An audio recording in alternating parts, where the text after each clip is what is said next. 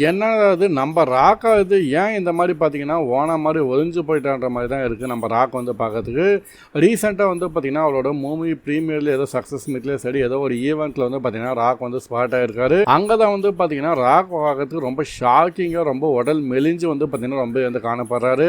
கடைசியாக WWE டெலிவிஷனில் வந்து பார்த்தீங்கன்னா எக்ஸ்ட்ரீம் ரூல்ஸில் நம்ம ராக்கை வந்து பார்த்துருப்போம். அப்போ கூட பார்க்கறதுக்கு சூப்பராகவே வந்தார், கட்டுமஸ்டாக தான் இருந்தார். ஆனால் இப்போ வந்து பார்க்கறதுக்கு ராக் வந்து பார்த்தீங்கன்னா அவரோட மசில் எல்லாம் காணாமல் போயிட்டு ரொம்ப மெல்லிசா வந்து இருக்காரு, தோலெல்லாம் தொங்கி போயிடுச்சு. ராக்கோட இந்த உடல் மாற்றத்துக்கான காரணம் என்னன்னு சொல்லிட்டு பார்த்தீங்கன்னா இப்போ வரையும் பார்த்தீங்கன்னா டீட்டெயிலாக வந்து எதுவும் வெளியே வரல.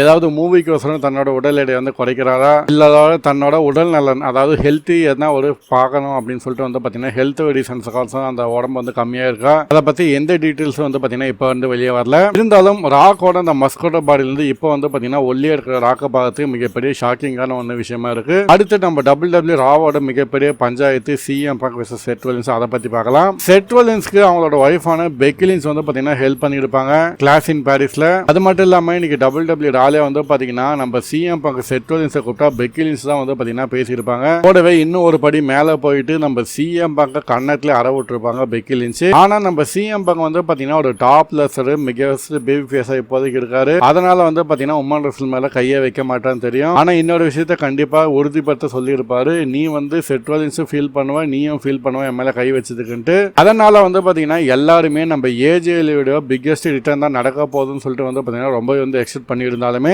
ஏஜேலி வரத்துக்கு முன்னாடி நம்ம CM Punk இன்னொரு உமன் ரெஸ்லர் வந்து பாத்தீங்கன்னா சேர போறாங்க நம்ம செத் ரொலின்ஸ் பெக்கி லின்ச் ஃபியூட்ல. என்ன பொறுத்தவரை பாத்தீங்கன்னா இன்னைக்கு WWE ராலே அது வேற யாரும் கிடையாது, நம்ம ரியா ரிப்ளே தான். அதாவது CM Punk மீட் பண்ண நம்ம ரியா ரிப்ளே பேக் ஸ்டேஜ்ல உனக்கு நடந்துட நினைச்சு நான் மிகவும் வந்து வருத்தப்படுறேன் அப்படின்னு சொல்லிட்டு தன்னோட சப்போர்ட்டை CM Punk வந்து தெரிவிச்சிருப்பாங்க. ரியா ரிப்ளே வந்து பாத்தீங்கன்னா ஆல்ரெடி யுஎஸ்கை அசுகா கைடிசன் அந்த ஒரு ஃபியூட்ல வந்து இருந்தாலுமே இந்த பக்கம் வந்து பாத்தீங்கன்னா இந்த பெக்கி லின்ச் செத் ரொலின்ஸ்க்கு வந்து பாத்தீங்கன்னா ஆப்போசிட்டா நம்ம CM Punk ஹெல்ப் பண்ணவும் பாத்தீங்கன்னா ரியா ரிப்ளே வந்து பாத்தீங்கன்னா டெம்பரரியா யூஸ் பண்ணலாம்னு சொல்லிட்டு எக்ஸ்பெக்ட் பண்றேன். என்னதான் ரியா ரிப்ளே வந்து CM Punk வந்து ஹெல்ப் பண்ணாலுமே ஃபைனலி ஏஜேலி வந்தாதான் வந்து பாத்தீங்கன்னா கரெக்டான ஈக்குவலான ஒரு மேட்சா இருக்கும்னு சொல்லிட்டு எக்ஸ்பெக்ட் பண்ணலாம். சரி ஓகே நண்பா, மறக்காம இந்த வீடியோக்கு வந்து லைக் பண்ணுங்க. லைக் பண்றதுதான் மிகப்பெரிய மோட்டிவேஷனா அமையும் சொல்லிட்டு கண்டிப்பா எக்ஸ்பெக்ட் வந்து பண்ணலாம்.